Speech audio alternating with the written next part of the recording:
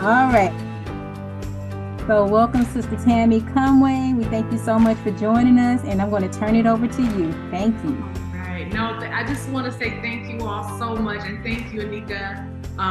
You in your own right are fabulous, and there is no stars. Trust me, if you knew how much of a hot mess my day-to-day life is, and we're just working and trying to do our best. So just thank you so much for even thinking I have anything worthy to share. So I'm grateful to God for being invited to share with you all. It really is a life work for me. I know without a shadow of a doubt what God has called me to do in my life, and this is a part of it. So that's why I'm here. Yeah, so she gave you all of these introductions, which really don't mean anything except for I'm a human being. I've been through some things much like you all. And the areas that I have begun to work in over the last several years of my life have been as a result of just the healing work that God has been doing in my life. And it is ongoing. I want to make that clear, that God is still doing a work in my life. And I'm so grateful for that. Let's see here. Just to kind of introduce you guys to my crew here. This is my family, my people, and I love them. They are definitely a part of my journey. They are part of my growth. Oh, when I tell you guys, I was terrified of becoming a parent because I came from a messed up background, and I was just like, Lord, I don't know what you gonna do, but I'm proof that there's a God. My family is proof there's a God. So this is my husband, Stephen. He is a pastor, and we have worked in ministry together as a family for over 20 some odd years. We've been all over the place. We've worked in various different capacities. We've taught.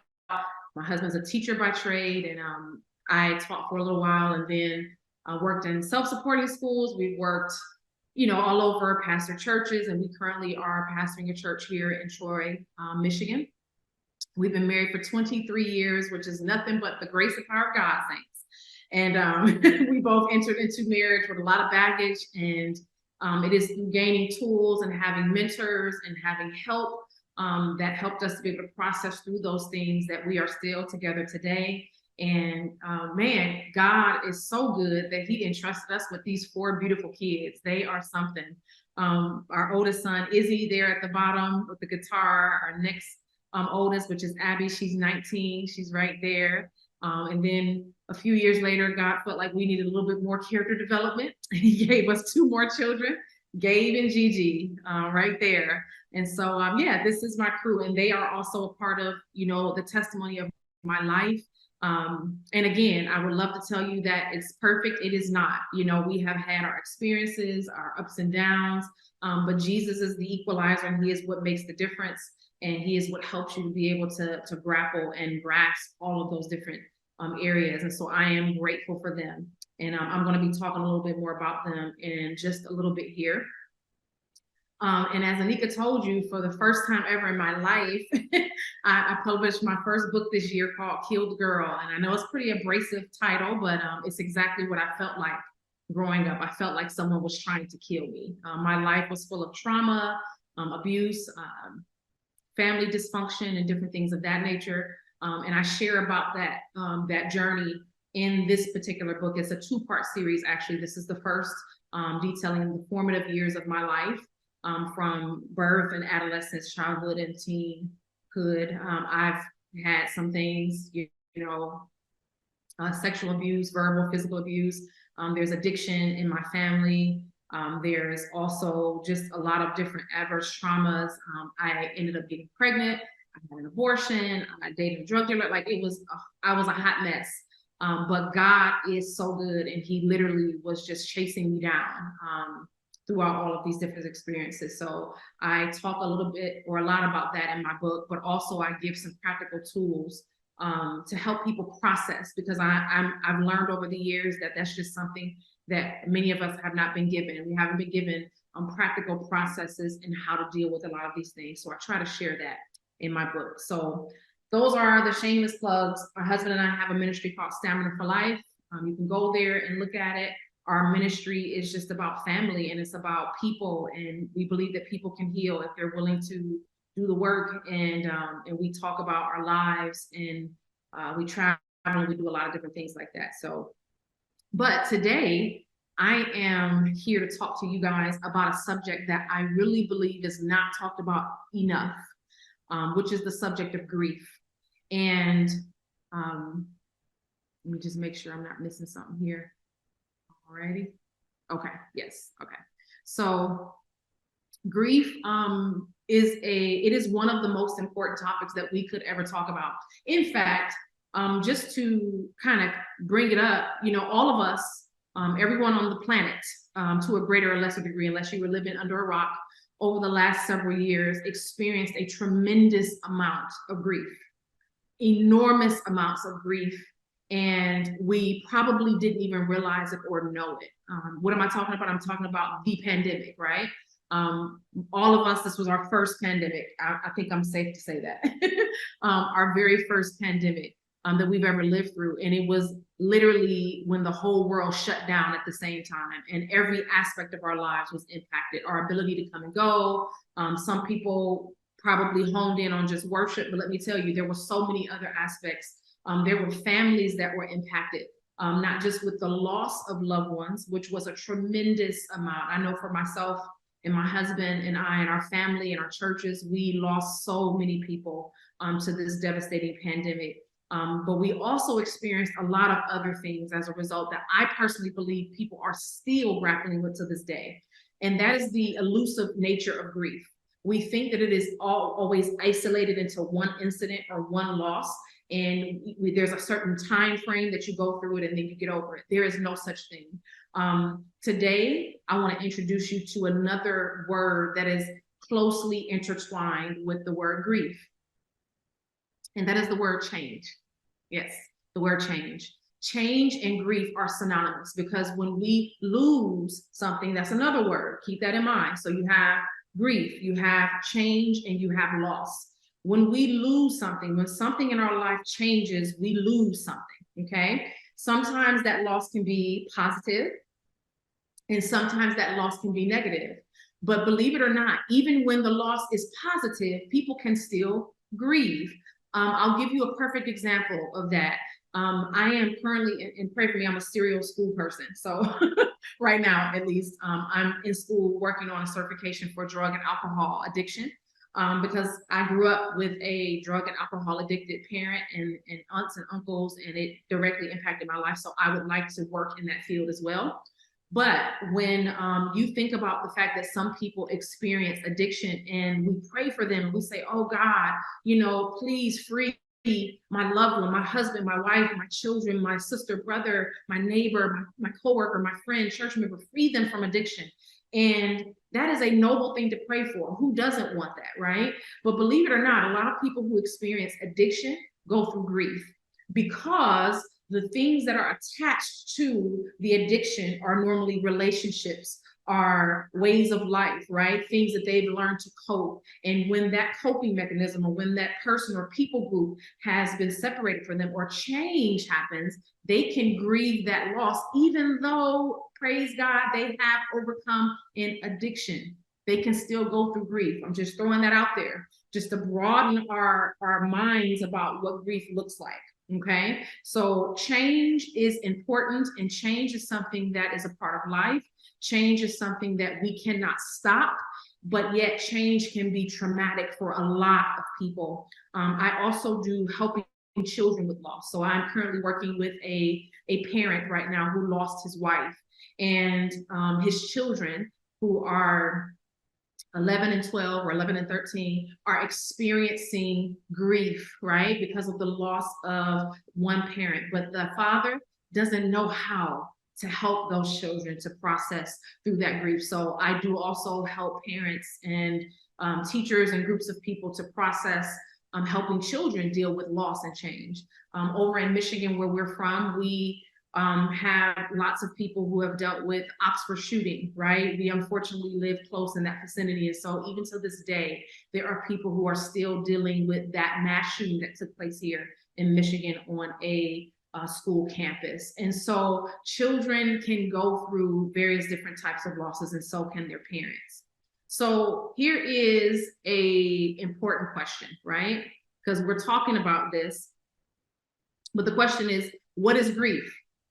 And I'm going to take a minute. You have, if you can, I want to see what your answers would be in the group chat. when I ask the question, what is grief? I would love to know what comes to your mind really quickly. If you can just throw it in there and give me the first thing that comes to your mind when you think about the word grief. This is a common question that when I do workshops with people, groups of people, I ask them this question. And generally the same answers come up each and every time. Thank you, loss of anything, dealing with loss, sadness. All right, good job, guys. Sadness, emotions towards a loss. All right, good job. So grief, all right. Grief is, minimize this here. This is a portion of a definition of what grief is. This is a part of that we don't talk a lot about, which is the conflicting and confusing feelings caused by the end of or the change in a familiar, and again, I put what I'm used to, pattern or behavior, all right? So the words that I want you to hone in though on that would be conflicting and confusing. Now, when I ask most people about grief, most of them, the first thing that comes to their mind is death, because that is the word that we associate with grief. That is the cultural context. That is the word that we associate with that. Our cultural context has centered around only death. And so because we only center around death, we compartmentalize grief and we put it over here. And therefore, all of these other categories are generally left out. But here we see the definition. It says conflicting feelings that are caused by the end of or the change in a familiar pattern or behavior. I want to share something with you that really was shocking for me as a parent. Even though I knew all of this stuff, I got real time in seeing what this looks like on a practical level, not associated with death. And don't get me wrong, it is associated with death. Death is devastating. When we lose a person that we love, when we have that person, we're used to having them there, or maybe we weren't with them all the time. We just never thought, though, that we wouldn't have an opportunity to go see them again, right? It is a real thing. There was a situation where, as a ministry family, we move a lot. That is the plight for a lot of people who serve in ministry work, missionary work in those capacities, right? Pastor, evangelist, missionary, different things of that nature. You often move, okay? And I had gotten used to that as a pastor's wife, and I assumed that my children had gotten used to it as well.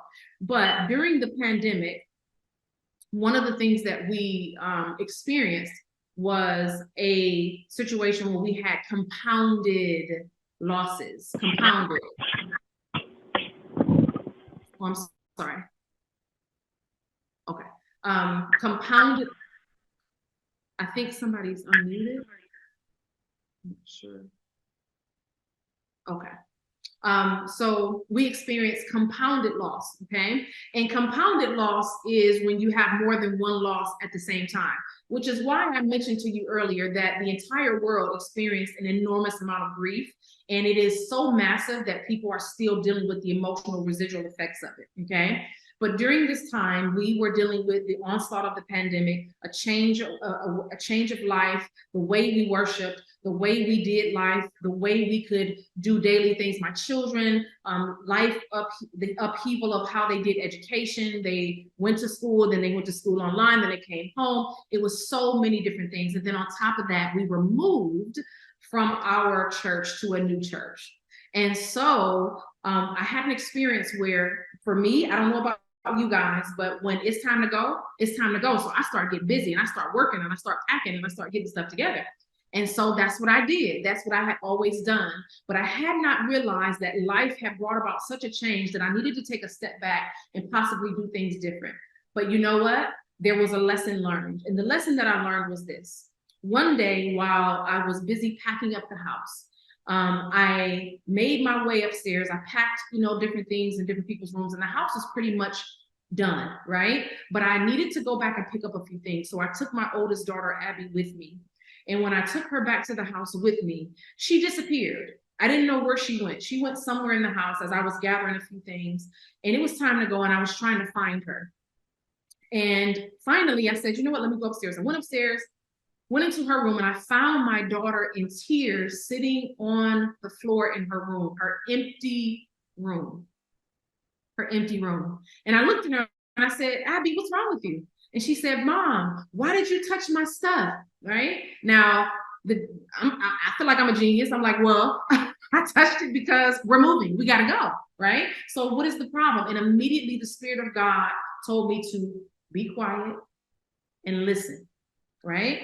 And because she had a little bit of an attitude. So, you know, you got a little attitude, you're going, okay? But the Lord said, humble yourself and listen. She's trying to share something with you.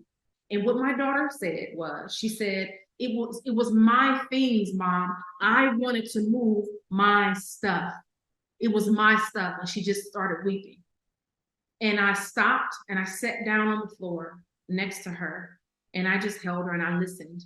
And again, what the Spirit of God was telling me was, one, that my daughter was having a grief episode. One. Two, that she had experienced an enormous amount of change that she had no control over. All right. Three, I had removed an opportunity for her to have completion and closure. All right. So identifying she had a grief episode, the emotion and the breakdown. And make no mistake about it, everybody does not respond to grief the same way. That is another thing that is important to remember about grief.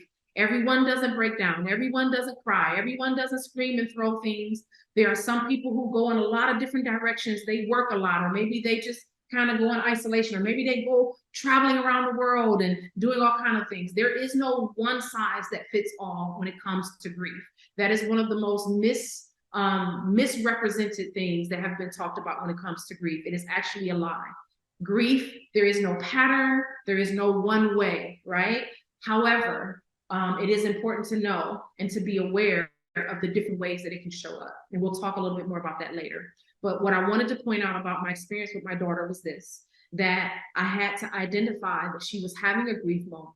I had to identify that she experienced an enormous amount of change that she had no power over. And I had to recognize that she wanted to be able to have completion. And that taught me a huge lesson that night sitting on the floor. And so what I ended up doing that night, because I felt, well, you know what, if my daughter is experiencing this, I wonder if the rest of us are. And, you know, I thought that I was fine because I'm used to moving a lot. Anybody in here ever moved a lot? Right? I grew up in a family where we moved a lot. And so I developed coping strategies, right? For being able to just come and go out of places, right? Being able to leave places. And listen, we're not built for that. I'm just going to throw that out here. God didn't create us to attach and detach, attach and detach, attach and detach. I don't know if there's any ministry folks on here, but we don't talk about that enough in ministry. The attaching to groups of people, attaching to certain places, then leaving, or, you know, children going to different schools, then leaving and going to different jobs, then leaving. We develop coping mechanisms, but believe you me, we leave these places with baggage. And so that night I gathered our family around, my husband and my 4 children, in our empty living room in an effort to try to have completion and closure. We had our last family worship in that room. And everyone got a chance to share their thoughts and their feelings. Everyone got a chance to cry. Everyone got a chance to laugh and say whatever it is they needed to say. We sang and we did a thing. And when we left that house, we had a form of completion. Now, it doesn't mean that they would never think about it again, because we often do, and we have memories, right? However, we wanted to be able to create a space where people had freedom to be honest about the different changes that were taking place, because everyone's change is different. Even though we're all leaving at the same time and leaving the same house, the way that everybody feels about that experience is different. So again, we're talking about change and talking about grief and the conflicting and confusing feelings. I don't know about you, but how many of you actually had somebody sit down with you in your formative years? I'm talking about in adolescence, childhood, coming into teenhood or teenagehood, young adulthood. Ever had anybody really sit down and talk to you about how to process grief? This is another question that I ask groups of people when I'm doing workshops. And let me see if any of you ever had. Yes or no? Never. No. All right. No. All right. All right. No. Oh my goodness. Right. Right. So again, it's safe to assume, as I see the no's rolling in, this is a subject that we don't talk enough about. And so what happens is we end up developing our own ways, right, of figuring out how to deal with these things. We come up with our own ways, coping mechanisms, okay? And let's see here. Another thing that we don't talk enough about is this. When we're talking about conflicting and confusing feelings, we do not understand that two things can exist at the same time. When I tell you, this was mind-blowing to me, and I did not realize this until probably about 5 or 6 years ago, that I can feel remorse, but also feel joy. What this may look like, maybe some of you are on here have experienced it. Maybe you're taking care of a parent or a loved one, and it's a lot of work. I don't know about any of you guys, but caregiving is a lot of work. It is hard work. It is mentally and emotionally and physically and spiritually taxing at times. It is a blessing, but it is hard, okay? It can be financially taxing. There can be a lot of different things when you are a caregiver. Maybe you're taking care of an elderly loved one or someone who is sick and cannot take care of themselves. You can go through a period of grief that no one talks to you about, a loss of normalcy where you're used to coming and going as you please. You're used to doing things the way you do them in your home, but you've had to bring someone into your home because of maybe they're not being able to take care of themselves. There's a woman that I'm speaking to right now who is going through that. She's having to bring her elderly parents into her home because they both have dementia, not one parent, but two parents who have dementia. And she was feeling so confused and guilty. Oh my goodness, that guilt thing, we'll have to talk about that one day, but she had a lot of guilt because she was kind of frustrated, like, man, everything in my life is about to change. I want my parents to be with me. I want them to be safe. I want to know that they're going to be okay. And yet she's grieving the change that is getting ready to happen. Two things can exist at once, and it is okay. You can experience joy, maybe and I know this may sound morbid, but listen to me. You can experience joy or at least relief, let's call it relief, at the fact that one of your family members or a friend has been laid to rest because they were suffering, they were in pain, but you are also in pain because that person is no longer with you. Two things can exist at the same time. These are just some of the things, right, associated with grief that we don't talk about, and people end up being confused and conflicted when they are experiencing these things, all right?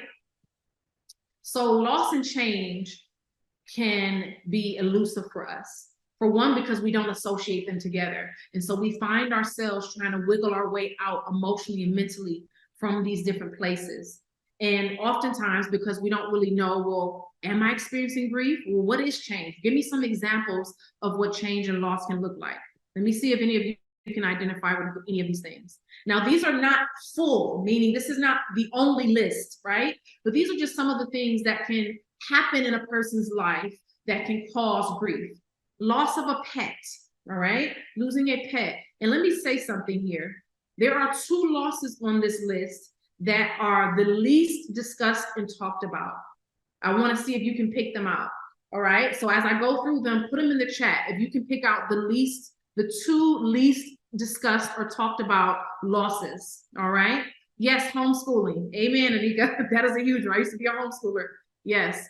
All right, so while I'm reading this list, I want you to pick out the two least discussed, the least acknowledged losses, the ones that you think, all right? So you have pet loss, you have special items, things that were sentimental value to you. I remember I had a little plate that belonged to my grandmother. She gave it to me, a little porcelain plate, and I broke it when me and my husband were moving. I was so devastated, right? Moving from a new home, maybe moving to one city to the next, a state, country, people coming and living in a different country. So moving of various different kinds, starting school or even ending school, graduating, death of a spouse or a family member, marriage, divorce, graduation, end of addiction. Remember, we talked about that, right? Loss of health. Do you know loss of health? People can grieve losing the capacity to which they used to be able to operate in their health. And did you also know that people can grieve getting healthy? Yes, yes, you can. When you are so used to needing people and you can now take care of these things yourselves, or maybe you're used to operating in a certain capacity and you no longer need to do that. Sometimes people miss being cared for. And that's the thing that they grieve about the loss of or getting better. Retirement, financial, money, positive or negative. I personally would want positive, but hey, holidays and special occasions, legal issues, empty nester. All right, let's see what you guys had on here. All right, let's see here. So we had pet and starting school. All right, Tamika, starting school. All right, holidays and start of school. Hi, Tamara. We have empty nest. We have sentimental value. Yes, retirement. Immigration. Yes, pet loss, retirement. So I'm going to throw this out here to you guys. The two most common, least discussed, talked about, or acknowledged are pet loss and miscarriage. Pet loss and miscarriage. And they actually have a dynamic in common with one another. Pet loss and miscarriage carry a sense of shame. All right? I'm going to throw this out here to you. When people lose a pet, they don't feel as though they have a right to mourn that pet because it was not a human life. The reason why is because in our society, in some places, you hear people say things like, oh, it's all right. We'll just get you another one. Have you ever said that? I'm guilty of it. I have to say, years ago, I did it. You know, when my kids, our fish died, his name was Mark Finley. And yeah, and he died. And I was just like, oh, I'll just get you another. We'll just get another one. That is to insinuate that that loss doesn't mean anything. It's not that deep. It's not that difficult. But that is not true. Pet loss is a loss, and you do not need anyone's permission to heal from that loss. You have every right to mourn the loss of that beloved pet, right? I believe that God mourns the death of animals, right? He created them. And so, but people fall into the trap of never mentioning it, never talking about it, and just kind of carrying that loss close to them secretly. And let me tell you something about grief. It always shows up somewhere in our lives. We'll talk about that in a minute. The next one is miscarriage. The reason why they're so closely knit together, you're like, well, what is pet loss and miscarriage? Because as the same, for a lot of people who experience miscarriage, there is a lot of shame involved, especially when you don't know the answer to why. A lot of women and men carry a lot of guilt and unanswered questions about, was it something that I did? Could I have done something differently? Does God not, I mean, we start questioning, right? All of these different things. And unfortunately, we can say some of the most unthoughtful things to people, right? You know, my husband and I, as Anika mentioned to you, we do a special on 3ABN, and we go over these things. We talk about some of the unhealthy things that we can say to people. Oh, God will give you another one. As if to say that that life didn't matter to God. Listen, people, all life matters to God. Every single life, whether it is in the womb all the way to the tomb, it matters to God. And so to insinuate that all God has to do is just replace that loss, let me tell you something. God never replaces loss. That is not the God we serve. God does not replace life. God acknowledges life. And what God wants us to do is he will, in his infinite love, he will give us the ability to be able to heal. And how do we know that God doesn't replace life? Because all he needed to do at the foot of, before the foot of the cross, he could have started over from the very beginning when sin entered into the world. And he could have said, you know what, I'm just going to start all over again. But he didn't do that. He sent his son to die for us, even though he knew, right? So that's just a little bit of an example, commercial break there, to explain how sometimes we can have a misunderstanding about loss and grief. Pet loss and miscarriage are two of the most unprocessed losses because in environments we do not talk about them enough. And so this is just a short example of some of the losses that people can experience. I see you guys actually gave your input as to which ones. I'm interested to know what has been your most recent loss in your life, any of these things that you can identify with. And while you're typing that in, I'm going to go on to another type of loss that we don't talk enough about, that we don't know that we grieve. And this is what we call intangible losses. Intangible losses. And so intangible are things that we can't necessarily touch. We can't taste them. We can't feel them, right? We can't see them, you know. All of those other losses that we talked about, they're a little bit more nuanced, and they're like I can put my hands on it, but these are things that are generally emotional, mental. We cannot see what goes on in a person's mind and a person's heart, but these things are existing and they're impacting our lives. So what does that look like? Here's some examples of intangible losses that people can grieve. We can grieve a loss of trust. We can grieve a loss of safety, a loss of security, a loss of innocence, a loss of control. My goodness, haven't we all experienced that, right? A loss of identity. I know we're living in a very interesting time right now where we're very on edge about this whole identity crisis that our young people and people are, whether I'm a boy, whether I'm a girl. But I tend to think that the reason why a lot of this is happening is because of the unaddressed trauma and grief in people's lives. And the enemy loves to come in and cause just dissension when we're going through confusion and heartbreak and pain, all right? So one of the things I believe, though, is if people are allowed to process their grief in a safe environment, that I believe that God has the ability to be able to rein us back in, praise be to God, and to bring us to a place of healing where we are reintroduced to who it is that he has called us to be. We also have a loss of expectations, a loss of hope, and a loss of faith. A loss of faith is a huge one, and it's one that people fear a lot, especially in our context, our churches, and in our religious context. We fear the loss of faith. For some reason, when we think of people losing their faith, we become so afraid. Oh, my loved one is going to be lost. Oh my goodness, I don't know what to do. We have to fix it. We have to fix them. Let me tell you something about the loss of faith. What I've discovered over the years in working with people is if people are allowed, again, to be in an environment where they can voice whatever it is that they have experienced that led to the loss of faith in transparency and in honesty without judgment, that God has the ability to be able to walk people back to himself. I'm going to say this again. There is not necessarily a need to fear when someone says, I feel like I'm losing my faith. What someone is literally saying is they've lost something along the way. They have had an experience or trauma along the way that has caused them to question. But we don't serve a God that fears people questioning him. He's a big God. He can handle it, right? What we need to be able to understand how to walk people through that process. And I've seen people over time be able to gain back their faith in God with being able to walk through openly through that process of grief, okay? So these are what we call the intangible losses.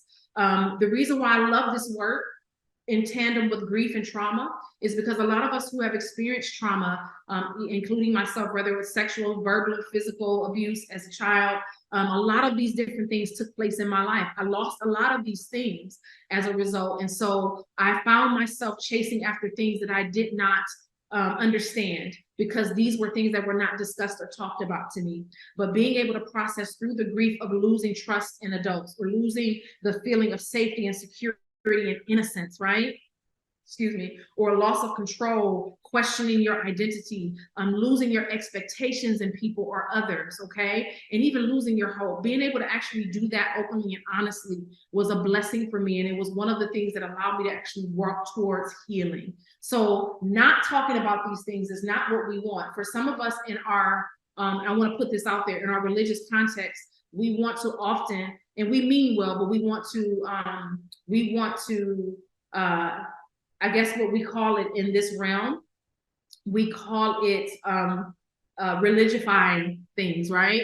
Or we want to intellectualize it, that we know the right scriptures to say. The Bible says, right? We are not to grieve as those who have no hope, but the Bible did not say that we weren't to grieve, saints. It says that we are not to grieve like those who have no hope, but it did not say we don't grieve. Grief is a part of our experience living here on this simple planet. It is how you process through the grief that helps you to be able to gain that strength and be able to heal. And so it's important that we understand that sometimes it's not always about the right scripture or the right passage that we can find in a particular book. One of the books I love is Ministry of Healing. It is an amazing book, but there are times when I have to just sit and listen, and I have to allow people to process through their feelings. One of the reasons why we don't like that is because we don't know how to help people to feel better. We think it is our job to stop the pain. Get that out of your mind. It is not our job to stop people from experiencing pain. Pain is a part of the journey of life. What God asks us to do is to come alongside people and to accompany them in the journey. if we think it is our job to stop the pain, we stop people from talking. If we think it is our job to stop people or to stop the pain, we stop listening and we start trying to fix people. And being a fixer is not what people need when they're going through grief. They're not broken. They feel broken, but they are not broken. They need people to listen. And most grievers, they just want to be heard. They don't want to be fixed. All right. Let's see here. So grief is centered mainly, and I want to say this, it is centered mainly around the emotional nature. It's these unresolved, unspoken, uncommunicated emotions that we have residing within us. And I don't know about you, but I grew up in a home where emotions were not really welcomed. We were not allowed to share, you know, if you cry, go to your room, be quiet. Nobody wants to hear that, you know, and we were never able to confront anyone about harm or hurt to us. You know, that wasn't allowed. And so you're left holding in these emotions and these feelings and unprocessing them. But this is what's dangerous about unprocessed emotions. Whatever is in us is going to come out. All right. Whatever is in us is going to come out. And I don't know if you are familiar with a book. It's called, I'm having a brain freeze right now. There's a book that talks about the residual effects of unprocessed trauma and change and grief. The Body Keeps the Score. That's the name of the book. The Body Keeps the Score. And how when we don't get an opportunity to process these things, maybe for some of us, maybe you've experienced headaches and you've experienced pain, you know, the elusive fibromyalgia that's out there, right?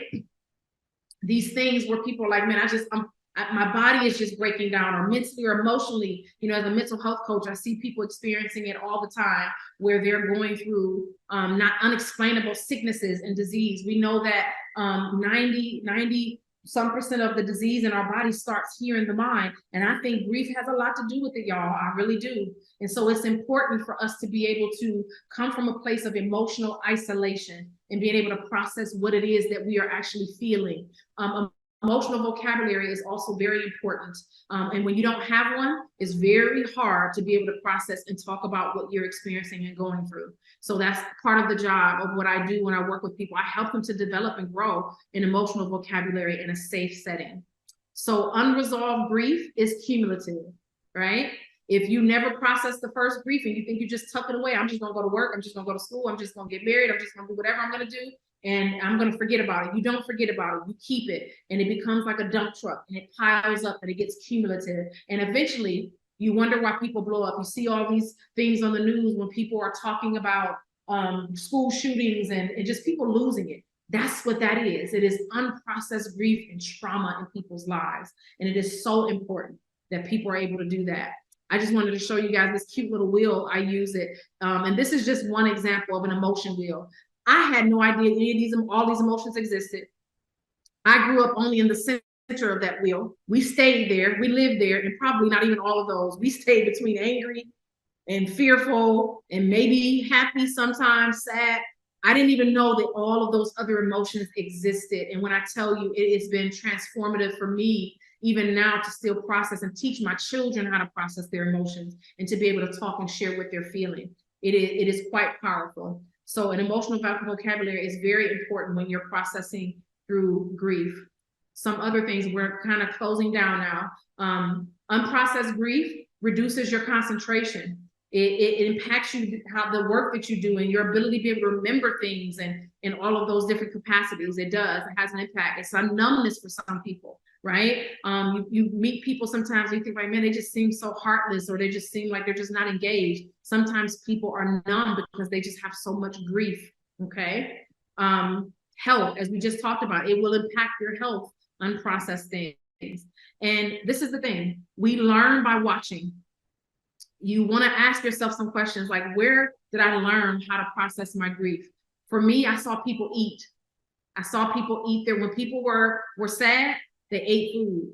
Of course, when people were happy, they ate too, but whatever. But either way, when they were sad and angry and upset, food was a way that they piled it on. Maybe that's where, as I said before, a lot of addiction resides in unprocessed grief. All right. So we learn by watching. It's a good question to be able to ask yourself, how are my children seeing me process my grief? Are they seeing me blow up and get angry, punching walls? Are they seeing me go in my room and shut the door and isolate? Are they seeing me work a lot and not be able to show up to things? Are they seeing me shove all kinds of things into my mouth? Are they seeing me, go out and exercise, which is a good thing? But do you know that there's also things that we can do in excess that are actually harmful? There are people who exercise themselves to death because they just have unprocessed grief. So I would love to try it, but we'll see. Here we go. We are taught how to get things, but not taught how to lose things, guys. It is one of the things that I live by when I talk to people. Remember this. It is important to be able to talk to each other and talk to our children and talk as a collective about how to lose something. How do we lose things? If we don't know how to lose it, we are going to get lost. So we have to make this a part of our conversations, okay? Talk about the possibilities of what life is going to be like when we lose our parents. They're getting older. What will we do if mommy and daddy, talk to the kids? And it seems morbid, but we have to be able to educate ourselves on how to approach these conversations so that people have a comfortable space and know how to process grief, all right? And here's one of the last quotes that I'll share with you. This is in a book that I use when I work with my clients. It says, the accumulation of unhelpful reactions began to add up to a loss of trust. While their initial loss of trust incident might have been with a parent or other adult authority figure, eventually the blanket of mistrust covered all relationships. So essentially what this is saying is we think that maybe now I'm 45 years old.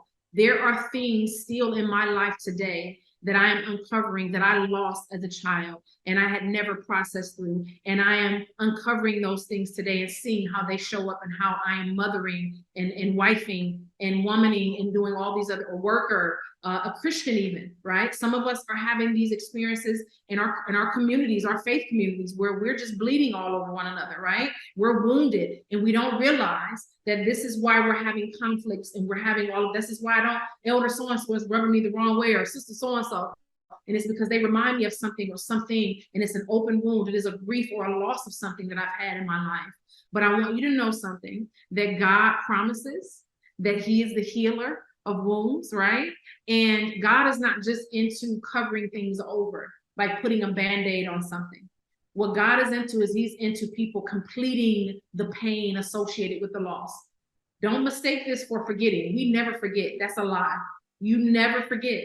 But not forgetting doesn't mean that that thought has to reign and control your life forever.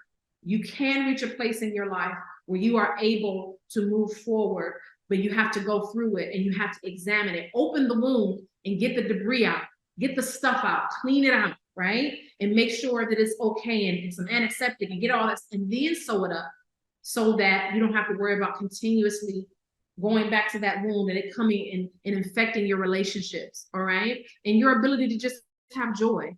God does want us to have joy. Even on this sinful planet, we can have joy. So this is just a little bit of an introduction to what I do. And I wanted to share a small video with you before we end. This is an upcoming grief recovery that I have coming up in January to start the new year. It's never too late. You can do it anytime, but if you're willing and ready to begin something new and maybe work on some things that you've gone through this past year, maybe the last 5 or 10 years, who knows? You might want to join us, all right? So I'll play this.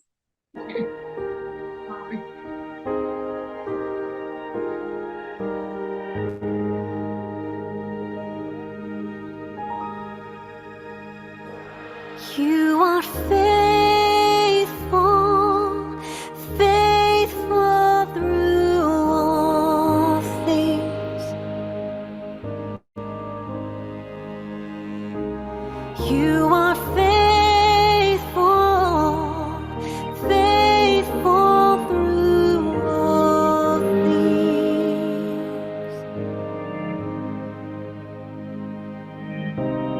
You are with us, we are not alone.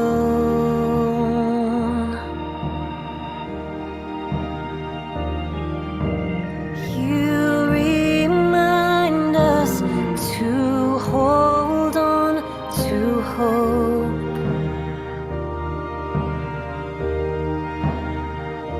When we are lost,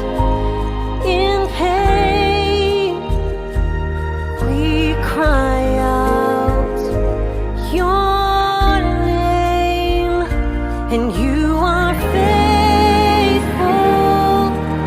faithful through all things. You are faithful, faithful through all things.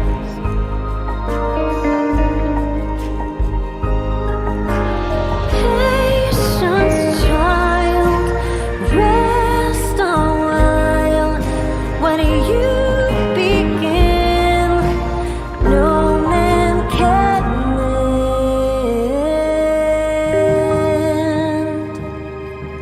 You are faithful, faithful through all things.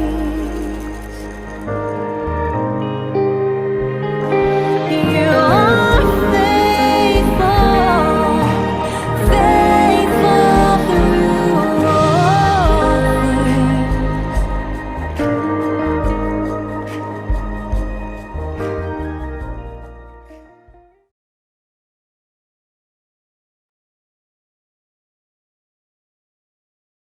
All right. So listen, I am so excited for the possibility of growth and healing in people's lives. And the journey of healing is one that's sanctification. That's really what it is. Healing is just another word for sanctification. And it really is a work of a lifetime, guys. But I believe that God has given us opportunity to have tools and things that we can do while we're here so that we can break generational cycles, so that we can heal and be a blessing to the people around us. And I invite you to join me in January if you're able. It's a 7 to 8 session, so it's once a week where we walk with you through some practical tools. And these are things that not only that you can use, but you can use to help other people. So thank you so much for having me this evening. And I'm open to whatever questions you might have. Thank you.